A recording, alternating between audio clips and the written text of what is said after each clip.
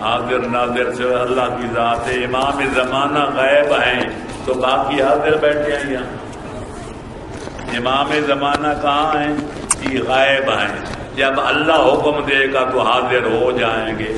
پیغمبر اکرم مدینے میں دفن آئے، مولا علی نجف اشرا میں دفن آئے.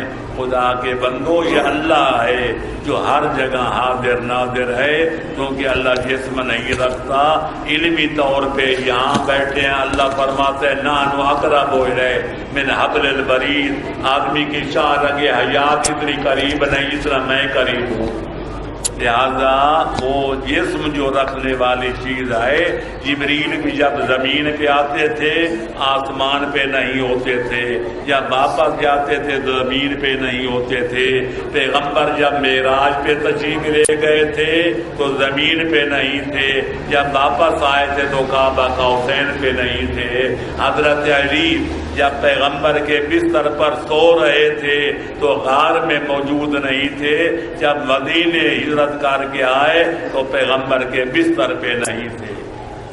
یہ واضح چیزیں ہیں، سمجھنے کی کوشش کرو.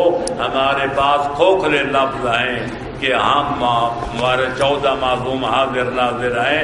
وہ حاضر اپنی جگہ ہوتے ہیں جہاں تشریف رکھتے ہیں، تو ناظر بھی وہیں تک ہوتے ہیں جہاں تک اللہ چاہتا ہے.